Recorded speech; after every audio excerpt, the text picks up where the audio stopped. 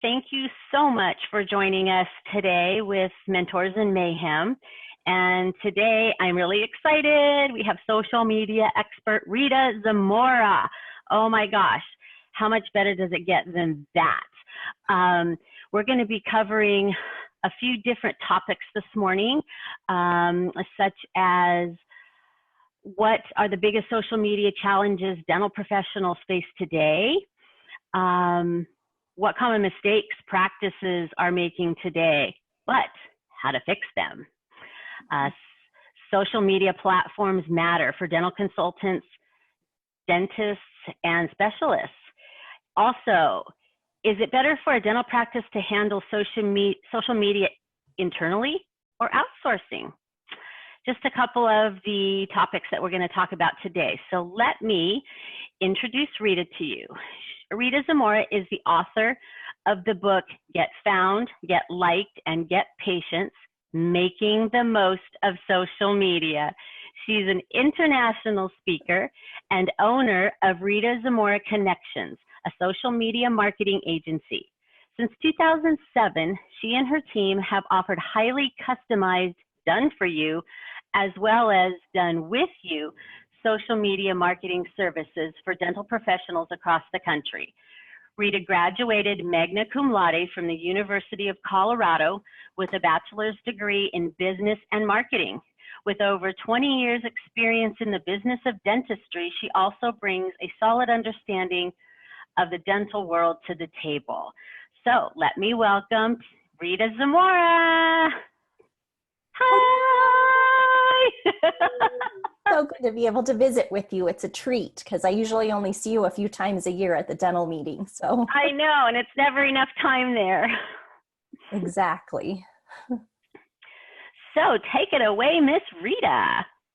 Oh my gosh, I thought we could start off by talking about, we hear from so many dental practices, dental office managers and dental consultants and specialists about the angst sometimes that social media is causing them, right, for various reasons. And we got a phone call from you many months ago, I think now, with, some concerns that you were having around social media. So I thought we could start there and, let people know a little bit about what you've been through and sort of that experience and, how we have been able to help you. We can talk about how those same strategies and tactics can work for the practices that are going to be listening or dental consultants that might be listening. Okay. Yes. So I have had dental practice enhancement, for probably 10 years. And I went full-time in my own business in 2012. And since 2012 to 18, I was kind of trying to figure things out. I know I had a few conversations with you. I know, and it does definitely take more than a few conversations to understand this. I've listened to you across the country speak on this and going in, reading different materials, trying to figure it out. The more I researched, the more I looked, and the more I tried to figure it out myself, the more confused I got. I just couldn't get it all together for some reason. Well, that's not a surprise some days. But I thought, oh, dummy, why don't you just call Rita and see what we can do? And most definitely, it takes a village to raise a child, and it takes a bigger village to raise a business. Yes. Oh my gosh. And so I just reached out to you because I was so frustrated. I was so confused. I didn't know what to do. I didn't know how they all went together and which ones bounced off of each other. And so after having another fabulous conversation with you, I thought, this is the ticket. I have to do this.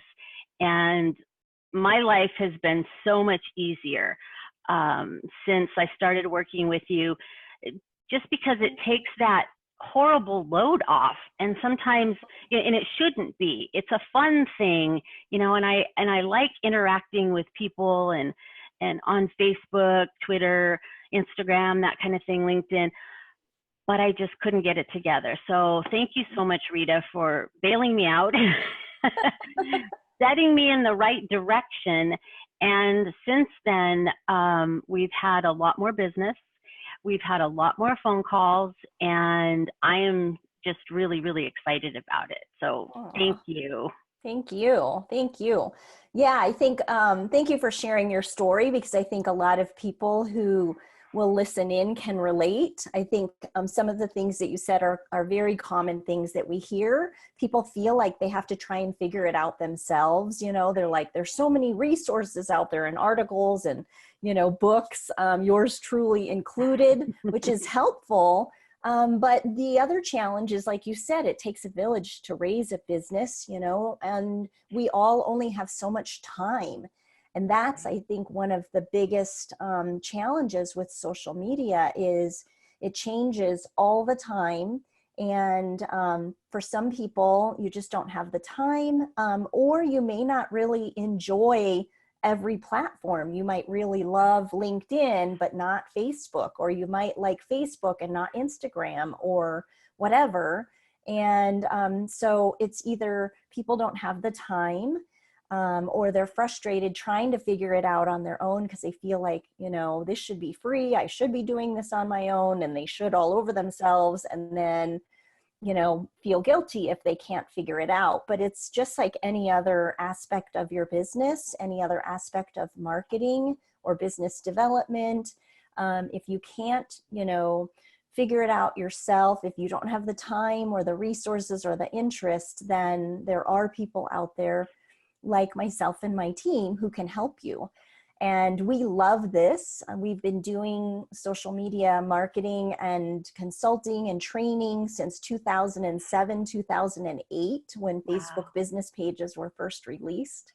So it's what we love to do. And we love that challenge of, you know, things changing all the time. And so we're happy to hear from frustrated people and happy, you know, to make them feel better and be able to provide a good service for them so that they have that peace of mind and can enjoy the business growth from it as a result.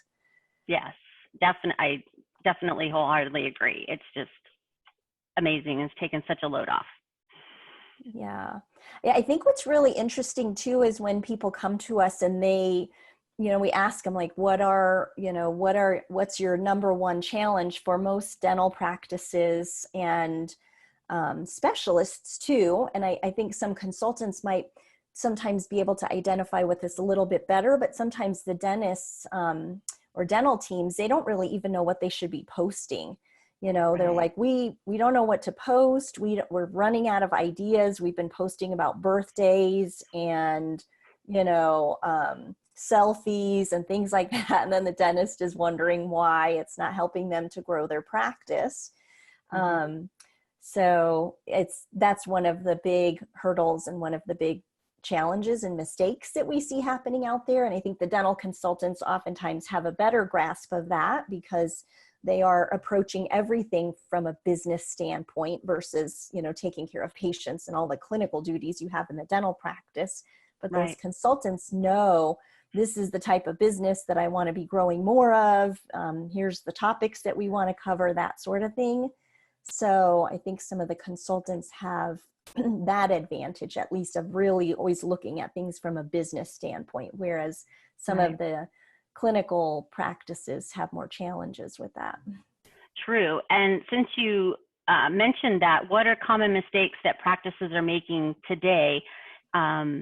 And how can we fix them? Well, I think the biggest one is, I like to call it leaving money on the social media table, because we see a lot of practices that are posting, you know, about birthdays, or we'll see them, they're like, sometimes we're just using this free service, and it'll be a specialist that might be an orthodontist or a periodontist or an oral surgeon, and they're posting about topics that don't really have anything to do with their specialty. Like there was an oral surgery practice the other day that was using a free service, and they were getting this free content, but the content was not in alignment with oral surgery. It was about you know, how to protect your orthodontic retainer. And I'm like, why is that being posted on the oral surgery practice social media? Oh, okay. Or it might be it might be a general dentistry topic that is talking about, you know, why you might want to have a smile makeover. And this is a perio practice that's really wanting to grow more of their dental implants, or that's not really an ideal situation, because now I'm like, oh, I can see how you would put a spin on it, but it's generally topics that aren't really applicable to their practice. And then I think the biggest one is that they're just leaving a lot of the clinical content out entirely. So if it's a practice that wants to grow more dental implants or do more smile makeovers or sleep dentistry or whatever, they're just not including a lot of that content. And we have a lot of the teams trained to want to get a lot of likes and engagement and comments and posts about dental implants. You're generally not going to get a lot of comments or likes around a topic like that, because people may not even want their friends to know that they need a dental implant. You know, but it's still really important to have all of those topics in the feed, because when people are scrolling through your feed or looking at your Instagram profile, they want to see the topics or the treatments that they're interested in, whether it's teeth whitening or sleep dentistry or dental implants or smile makeovers or clear aligner treatment. You know, they want to be able to see that you offer those things. So you have to have that woven into your content, and most practices aren't doing that at all. They either aren't aware, aren't thinking of it, or aren't really sure how to do that. Okay, right. And also, which social media platforms matter best for maybe dental offices? Mm-hmm. I think the two big ones right now are Facebook and Instagram. Okay. And there are some practices that are just doing an amazing job with their social media on Instagram. And some of them may actually even be so motivated about Instagram that they're ignoring Facebook. And so we're seeing all sorts of things. And then other practices that are, you know, not doing anything. We got a really cute message that was sent to us by a practice. And I'm not going to call them out, but it was so cute because they were like, we're dinosaurs in social media. Like, we're not even really started. And, you know, so blessed. I was like, we can help you. And, you know, so there are some that aren't really doing anything. So it's all over the board, you know, but definitely Facebook and Instagram, I would say, for any practice. Whether it's specialty or general dentistry, because Instagram is just huge and growing like crazy. So in the beginning, I was confused with all of these. So can you help us understand what the difference is between Facebook, Twitter, Instagram, LinkedIn, all of those? How do they differ, and what areas do they reach? Mm-hmm. Well, I think that what's really important is that we always look at, you know, who our patient audience is that we want to attract, and then look at what social media they're using, because a lot of times we'll let our own preferences sort of guide us, or you know, that's not always a good thing, because if you really love Facebook and haven't really been experimenting or haven't been on Instagram, then you might say, you know, no one's on Instagram, everybody's on Facebook, you know, or vice versa. We'll also see some people who love Instagram say, you know, everyone who matters is on Instagram, but if they're trying to attract patients for dental implants, that population is more likely to be spending their time on Facebook. So Facebook is, you know, one of the most powerful, it is the most powerful social media platform, the most established, and it's also the place where we're going to see baby boomers and people who are more mature markets that do have that disposable income to be able to invest in those bigger procedures and that sort of thing. And when it comes to Instagram, I think people who favor Facebook may not understand that we have a lot of, you know, young moms that are really active on Instagram. And so if you're trying to attract younger families or You know, parents with young kids, then Instagram is definitely something that you want to look at. But I say, I mean, you really need to have both of those, even if you're not posting a ton on Instagram, at least having a presence there and a profile with your practice information and occasionally checking in.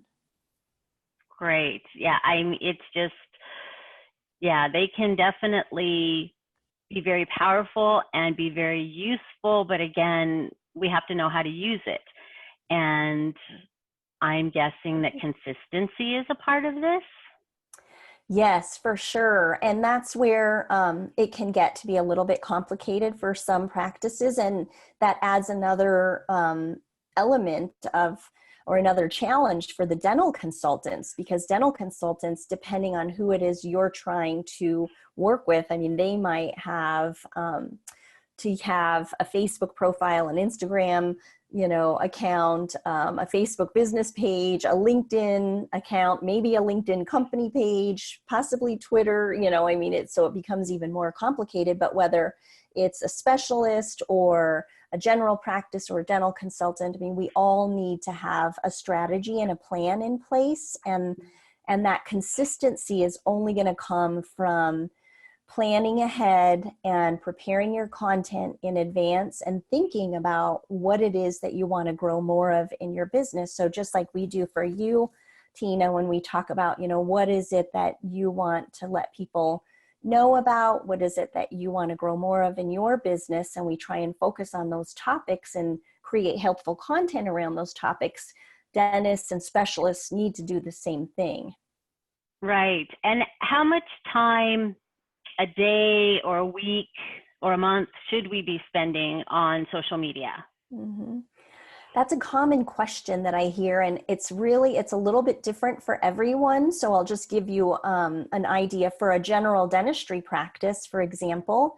The key is to have some systems in place. And as you know, Tina, we plan everything in advance, and then we pre-schedule it all so that we make sure it's all going out consistently and it's all a very seamless process. And then we're not bothering you every day going, you know, Tina, do you approve this? What do you think about this content? You'd be like, oh my gosh, I'm too busy for that. You know, I don't have time for that. So we want to prepare everything for you in advance, everything that's a part of our strategy, those topics that we really want to make sure we cover. And then you can do spontaneous stuff in between. If you're at a conference or if the dental team has a birthday or the patient brings in like special cookies for them or whatever that they didn't plan, then they can post spontaneously. But I would say for a general practice, you know, if you're organized and you're preparing your content ahead of time and pre-scheduling, you might only need a few hours a month. If you really know what you're doing and you've got a good handle on it. If you've just hired someone and they're trying to get their system set up and just trying to get a grasp on how everything coordinates with your other marketing efforts, it might take them a half a day or a day a month. So it's really a little bit different for everybody, and it depends on what their level of experience is and their comfort level and all that good stuff. How many locations they have. Orthodontic practices, I think, have to invest more than any other practice because they have all those different audiences they're trying to touch base with. They might be using Snapchat for their, you know, for the teens or tweens, and then Instagram for other teenagers and young adults and young parents, and then Facebook for moms and mature adults who might need orthodontic treatment. So they're probably in with more responsibility than any other practice out there. Right. It's definitely, you know, in this day and age, we have to be out there if we want to grow in any arena, whether it's a speaker, a consultant, or a dental office. If we're wanting to go somewhere with this, we definitely have to invest in it. And I like the fact that you're able to carry most of the load for our company. And then, like you said, we can just put some things in here and there. And we just got back from a San Diego convention that I'll be posting as well a little bit later. And just when those things happen, that's easiest for me, is when we're out somewhere, we can post that. But for the majority of the posting and being out on social media, I'm just really happy with everything that you've done for us. It's just been amazing. Thank you. Thanks. I think, yeah, it's funny because you were like, we've got these pictures and we're going to be posting them and things. And I think that's the other challenge, is for people that'll say, well, now we finally have the pictures, but we don't know what to say. How do we wordsmith this, you know? Right. So that's another challenge for practices. And that's where it's helpful to work with either having someone on your team internally can be great if they are comfortable with copywriting, is essentially what it is. It's writing good descriptions or good content around your images and your photographs. And that's where I think a lot of the dentists, you know, and specialists are so meticulous about their work. We work with a bunch of detail-oriented folks in our industry, and they don't want to have typos in their content. You know, Right. Nobody's perfect.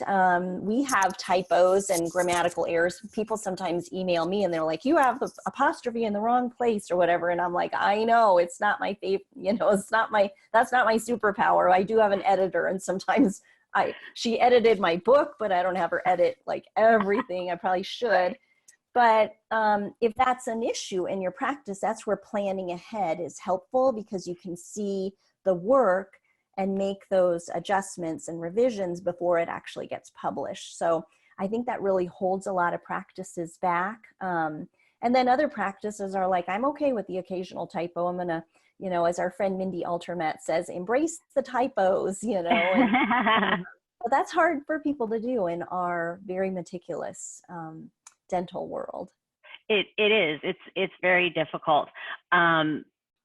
So, and you kind of touched on this. So is it better for dental practices to handle the social media internally or outsource? And I have my opinion on that, but go ahead. Yeah. Oh my goodness. Yeah, I can't wait to hear your opinion. So let's start with your opinion.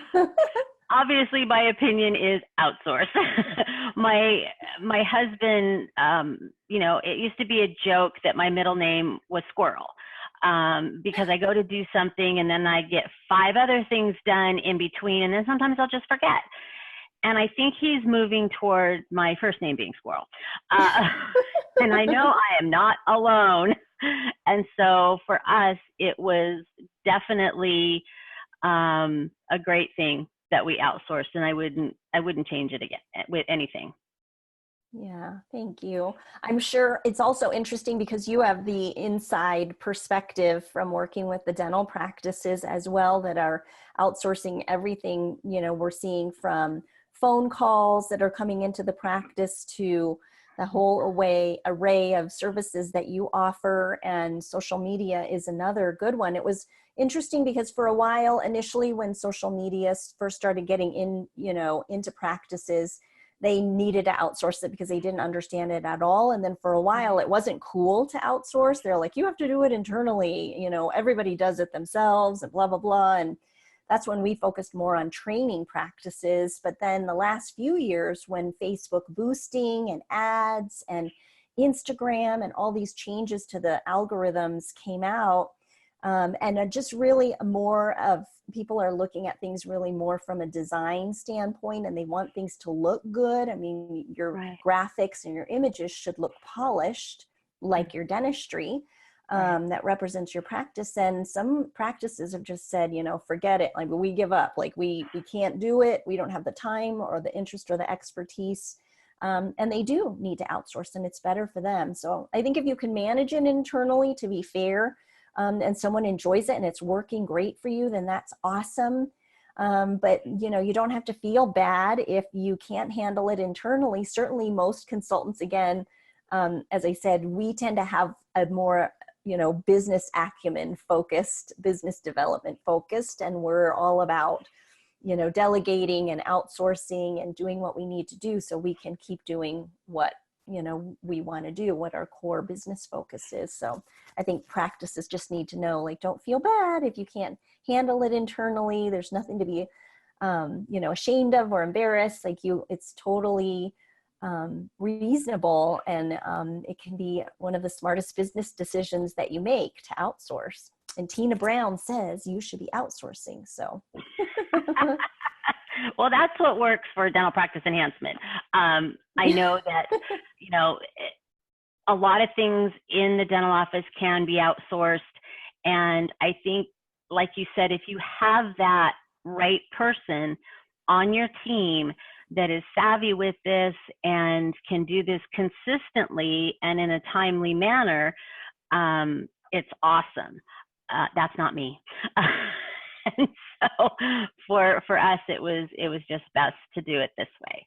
Yeah. And I do have also a lot of help with other marketing things that we're doing behind the scenes. And so it really truly is a village and we all work so well together. And I think that's key as well. You have to work well together in a dental office, in a consulting business, in a billing business, anything where you're working with other people. It's helpful, I think, to have a team. So yeah, for sure.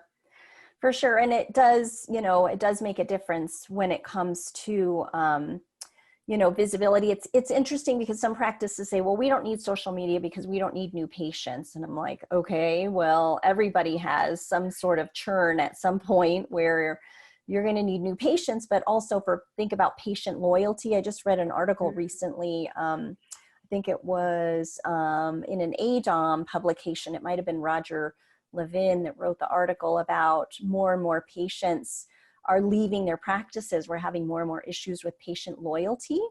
And social media can help with that because you can start to really build those stronger relationships with your patients. And it's kind of that adage of, if you don't tell your spouse that you love them, someone else will, It's like, well, you kind of have to be out there and let people see you and see what you're doing in the community and how your team is different and what you have to offer. Because even back in the day when I was working in the perio practice that I worked in for, like 15 years almost, it was interesting to see the patients that would come in and say, do you do dental implants? I'm like, what? I mean, how could you not know that, but they don't know that. And I would hear patients that were referred come in from the general dentist and also ask, when it was time for them to get referred back, we'd finish their perio treatment and they're like, but I want to have, veneers or something. And I'm like, yes, that's why you need to go back to your general dentist. And they're like, but I don't think they do them. I'm like, yes, they do them. So I don't think we realize how much our patients really don't know. And so social media can help with that too. So even if you don't think you need new patients, it helps with that patient relationships, with protecting your online reputation through the reviews and letting patients know how awesome you are and what you have to offer. And so there's a lot of other reasons why you need to have social media besides just marketing for new patients. Right. And I totally agree with that. I have a practice down in San Diego that are still doing the bulk mailers and they're sending postcards out, and that can be, that is huge and a huge expense for them. Yes. And I asked them about their social media presence, maybe on Facebook. Do they have a page? Are they doing any of that? And she said, well, no, I don't know how to do that. And I says, well, I know someone who does. Yes. And so I think we don't know what we don't know. But yes, Facebook is out there. It's huge. And another misconception that I had, and you touched on it just a moment ago, was, is social media marketing really free? I thought, I'm going to do all this posting on Facebook and it's going to be free and I don't have to spend anything. And then I run into this, boost this post for $35. And I'm like, wait, what? And so I think some offices think, if I just do a little here and there, but that's not the case, which is what I've run into. What are your thoughts on that? Yeah, for sure. And I think, as you said, I think it's free. And I think there are some people out there that are saying, it's free, you should take advantage of it. It's free visibility. And, somebody has to create that content and load it up and schedule it or whatever. And I don't know about you, but my time is worth more than, $0 per hour. So, Yeah. I mean, if it takes you an hour or a couple of hours to do it, that's really valuable time, especially if it's the dentist or, an office manager, really anyone in the practice. It doesn't matter. All of our time is valuable. And so if it's not either something that's feasible for you because of the time or because of the interest or skill set, then you absolutely want to outsource. And you're right with the whole boosting thing. It's funny because I had a dentist that contacted me the other day, and he was like, oh, I finally clicked on the boost button and somehow I must have not understood because it's been billing my credit card every day and I don't know how to stop it. I'm like, oh my gosh, you probably clicked the button that said just run the ad like indefinitely. And Facebook was like, sure, so I had to show him how to stop it. And he was like, okay, I clearly just know enough to be dangerous. So, it can be easy. I think for practices that might be listening or office managers and people who do want to do the boosting themselves, one of my tips would be, we use our phones for everything, and using the Facebook Ads Manager app can be helpful because it just kind of walks you through step by step exactly what you need to do. So if people want to do that themselves, that would be my helpful tip, to be able to do that. But otherwise, there are people like us who can help you with this. We have new programs out there now too, where even if you have someone on your team that doesn't want to do it all or needs some support, we have now a Done Social Media With You program for general dentists that we've just rolled out. So it's sort of, a little bit of a combination of we're doing it for you and you're doing it for yourself. And so it's kind of do social media with us, where we provide you with the content, the ideas, the support, walk you through all the formulas for boosting and things like that. And so that's been helpful for some practices. It's just sort of a hybrid, program. Great. So obviously, I guess you do training. You can teach them how to do it. Tell me about that. Mm-hmm. Yeah, I think this is really important for practices to know too, because I saw there was an interesting conversation, a dentist that posted recently on Facebook saying, oh my gosh, I can't keep up with my social media. Like I've been doing it. And a lot of dentists, they do enjoy it and they have been doing their own social media, which is great. But sometimes they just feel like they can't get off of that carousel. It's like, I've posting now on all these social media sites, and what if I want to go on vacation, or what do I do, and somebody responded back to this dentist and was like, you could just probably find someone on Fiverr to do the posts for you. And I was like, no, I mean, and certainly, to be fair, there may be some fabulous people on Fiverr that could do an incredible job, but we do have these nuances in dentistry, like HIPAA, and understanding that our patients, even if they love us, our patients don't want to see us all the time. So we have that fine line of letting them see us, but not too much. And so, yeah, for practices who just need some help with, understanding what other practices are doing, how to use these tools, how to save time, what scheduling tools should they use. There's some free and really great scheduling tools that they can use to save themselves time. Like Facebook has a free scheduling tool that practices can use. There's tools like Hootsuite, that's a scheduling tool. Tina, we use Hey Orca, which is an agency grade. That's not something an individual practice is going to use, because the level of service that you're getting with that platform is going to be starting at anywhere from $500 to $1,000 a month just for the platform. So, so for practices, that need some training, that's usually one of the first things that we talk about is how are you planning ahead for your content, and making it effective for yourself and helping you to save time too. Right. I like the fact that you do that ahead of time, because for me, you know, it's well enough in advance so that I can actually set the time aside, look at it. And if an adjustment needs to be made, there's still plenty of time for you and your team to take care of that, and to be able to get it out there. And I just think that's a really smart way of doing things and planning ahead, and in this arena, because it makes it a lot easier for us. And I have a couple people checking that as well, just to make sure that I'm not off my rocker. But I'm so happy to hear you say that. Not that you're not off your rocker, but like that that you have a system for right.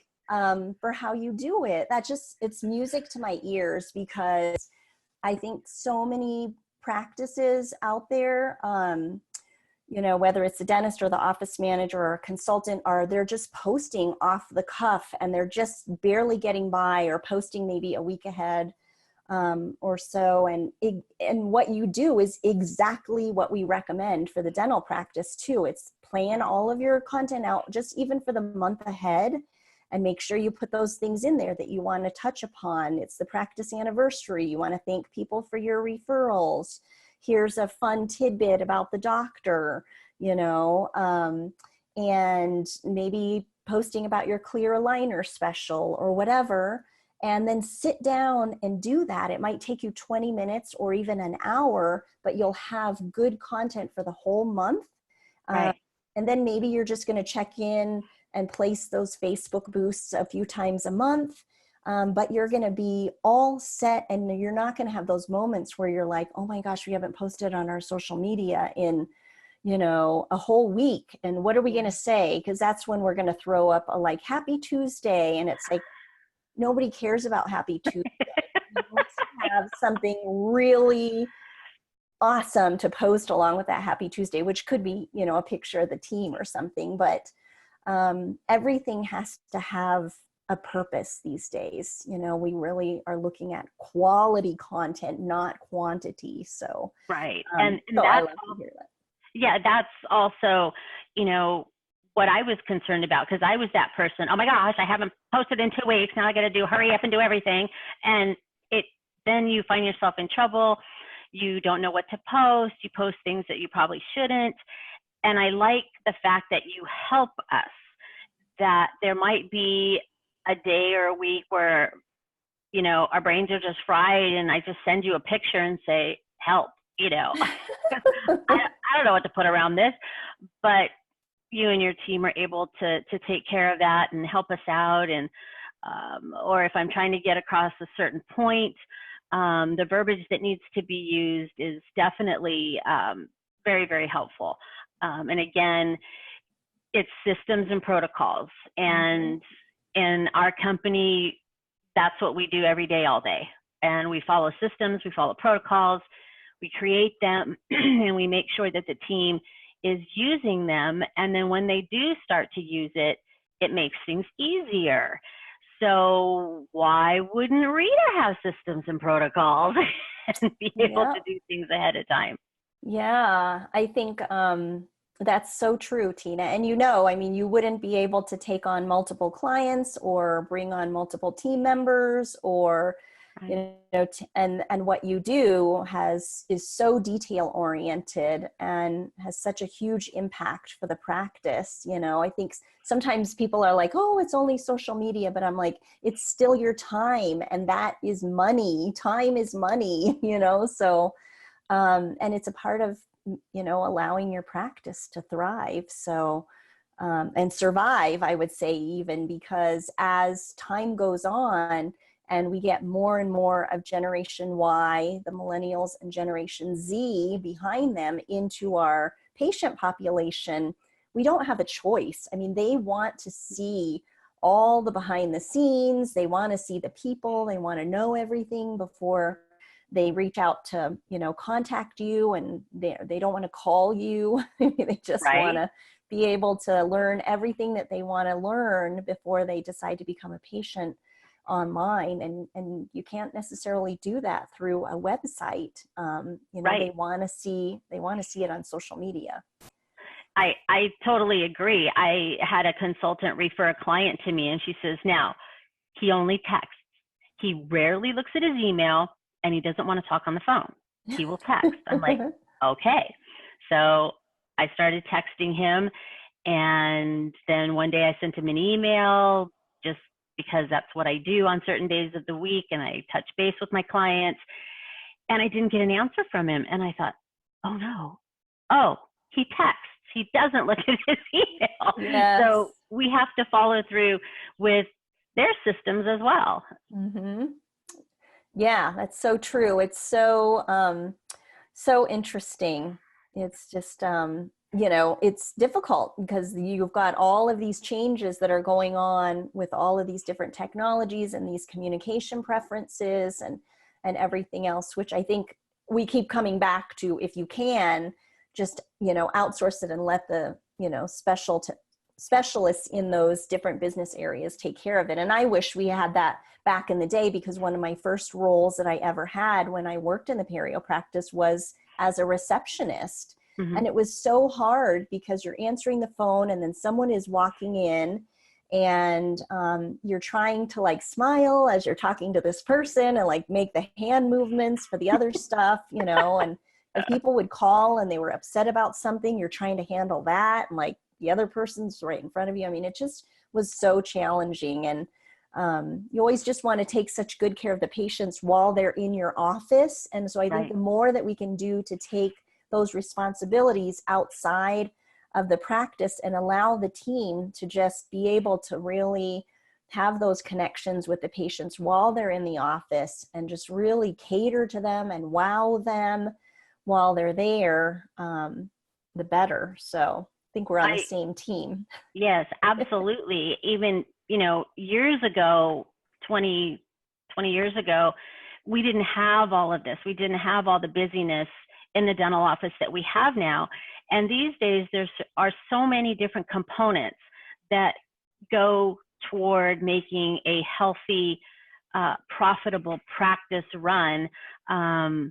I just think that we have to sit down, look at ourselves individually, our practices, our businesses, and figure out what we need to outsource, what we need to keep in-house. Oh, she is really good at that, so we're going to put her on that task and watch her flourish.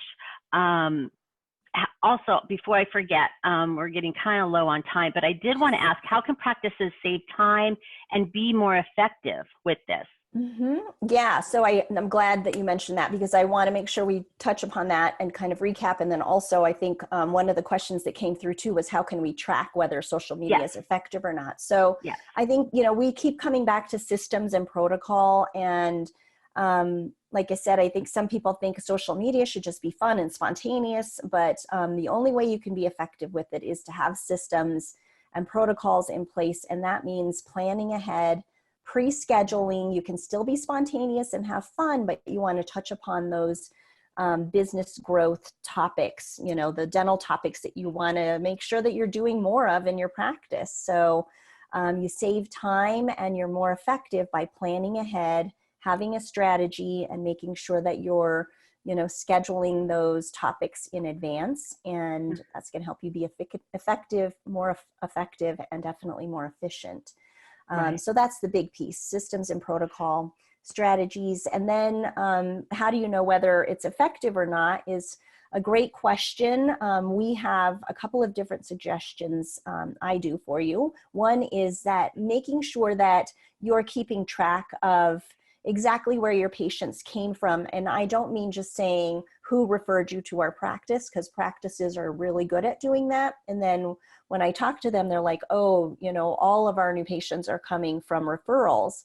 However, if we ask those patients that were referred, have you seen us on Facebook, Instagram, Google reviews, YouTube videos, all the different options that we have, we would see the patient was referred by, Tina, but they also saw us on Facebook, they saw our Google reviews, and watched our YouTube videos. So we're able to start tracking some of that information and can start to see the value in that.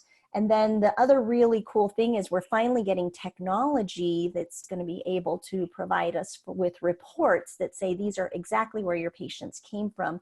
Local Med, I don't know if you've heard of them or not.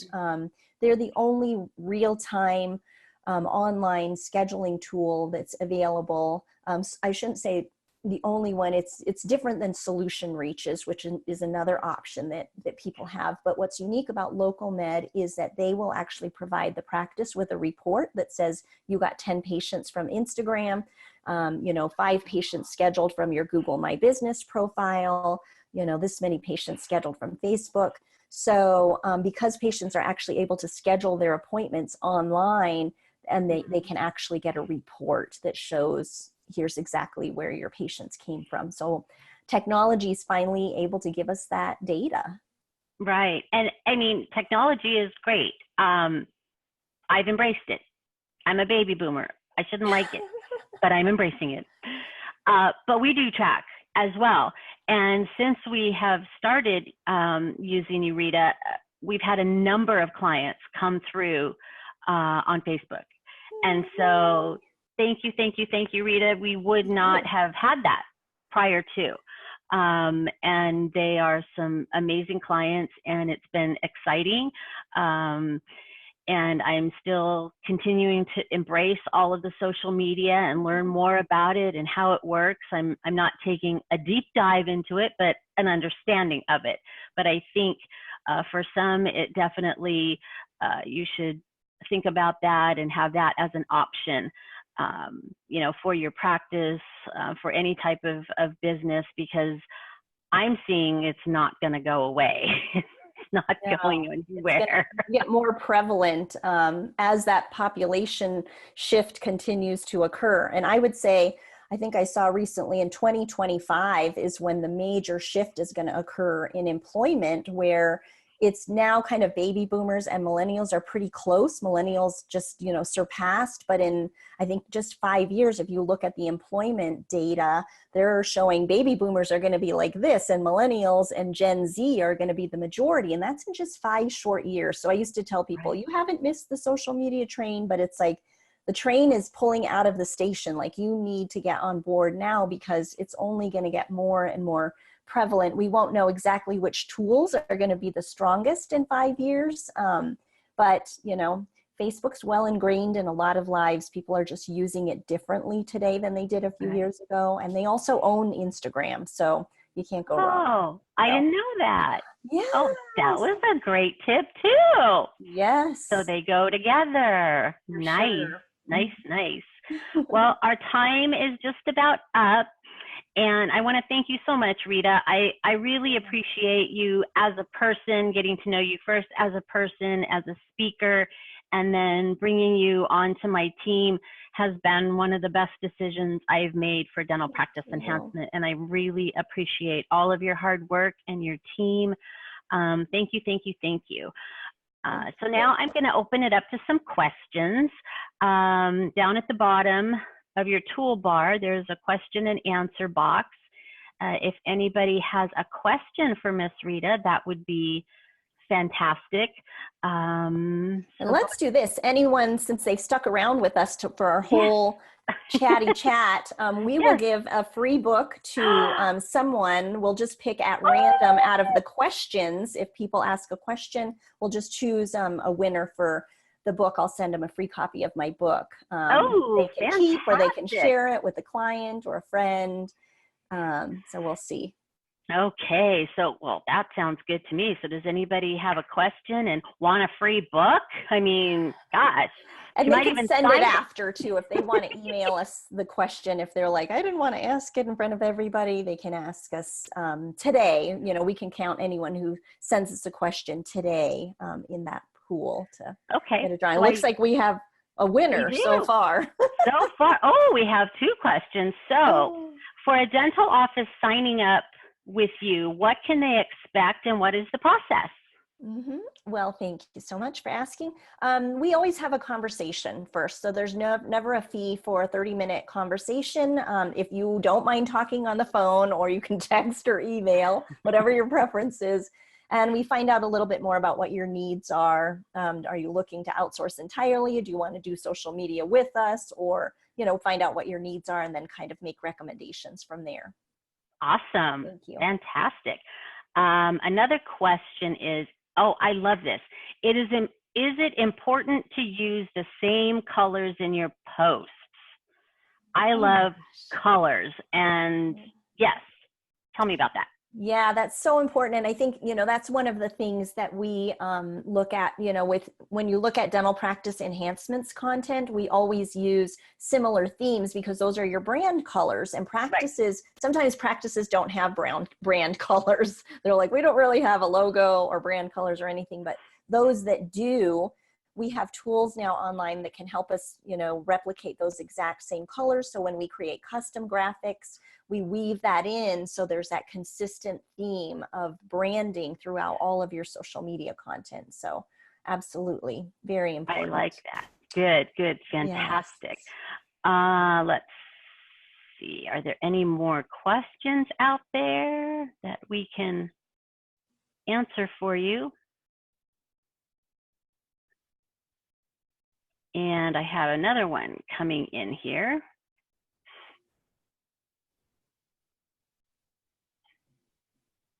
The first two people are like, dang it, we thought we were a sure thing. Question number one.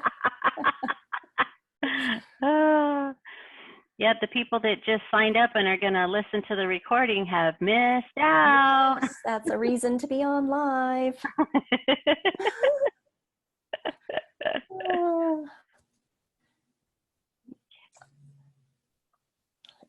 Is our question number 3 an essay?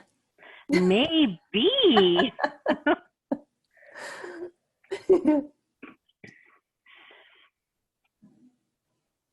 Or she may want to send it in. So while we're waiting, do you want to give us your information, Rita? Yes, I mean, people can visit my website at ritazamora.com.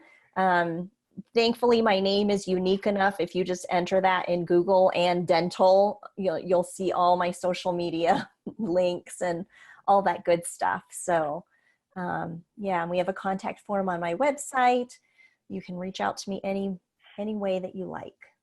Perfect. ritazamora.com. So how soon will an office be able to get started after the first call? Mm-hmm. It depends on what you need. Sometimes if you want a one-on-one session where you just want to spend an hour of focused time, we can usually get you in for that within a matter of days. If you have multiple practices or a more involved situation where we need to take a step back and really create a strategy for you, we might say, okay, we need to plan out what our strategy is going to be and then plan your content, and then maybe we're not going to start posting until, you know, a month or so from now. So it just depends on what your needs are. Okay, great. Now, also another question, in the same vein as branding, if posts that are particular content stay consistent in their look, but not necessarily the branded colors, is that kind of consistency good? Mm-hmm. I think that's, I think so, yes. I'm not really sure exactly, trying to envision exactly what you mean, but I think if you're saying, you know, you're making sure that your images and your content all kind of has a similar quality and look, even if it doesn't have your brand colors, yes, I think that's great. So you can still really give people a good idea of your brand and what your practice has to offer through your content, and that consistency is really important. You know, what we want to avoid are like the really messy, tiny screenshots of dental comics that have been, you know, here, there, and everywhere on Google, and we post it and it looks terrible, especially if it's like an aesthetic practice, really any practice. You want everything to look as good as it possibly can to represent your practice. So awesome. I hope I answered your question, but if I didn't, please reach out to me. That was a great answer to that. So are there any other questions we might have? And, okay, here's another good one. How much is too much as far as posting in social media goes? Mm-hmm. Is there too much posting? You know, I think people usually ask that question, you know, how often should I be posting? And I say, whenever you have something really good to share. So for example, like a general practice, you would only need to post about twice a week. At one time, there was something with the Facebook algorithm, and people would say the more that you're posting, the more visibility that you're going to be getting, it's going to be better. But sometimes if you're posting a lot and no one's responding to it, Facebook's not showing you visibility. It's not showing your content because they're like, you're posting all day, every day, but nobody cares what you have to say. They're just not that into you. So we have to take a step back and say, what are they responding to? What are they liking and commenting on? And post more of that type of content, even if we have to weave in that occasional dental implant topic or whatever. But we want Facebook to see that we're sharing content that people enjoy, that they want to see, that they are responding to, so that we can build up a good reputation in Facebook's eyes, so that they don't say, you know, nobody likes you, you know, they're not that into you, so we're not going to show your content. So Right. Well, our time is up, but I did want to say again, Rita, thank you so much. And for those that are listening or will be listening later on, I encourage you to reach out to Rita. Set that initial phone call just to have her answer some of your questions. My process started last year. I had my first phone call. I was still trying to figure out what I wanted to do, how I wanted to do it. She gave me some great ideas on how she could help. And so that beginning conversation just kind of set the tone for how I was going to move forward. So I encourage everybody to reach out, have a phone conversation, see if it might help you, and just go from there. So again, ritazamora.com is your place to be. Thank you. And again, Tina, you'll let me know who the book winner was, and I will pop that in the mail for them. I will. Give you their mailing address. Absolutely. So. Yep. Thank you, Rita. We will talk to you soon. Catch up with you at another convention. Yes. And thank you, audience, for joining us. Have a wonderful day. Bye-bye. Bye.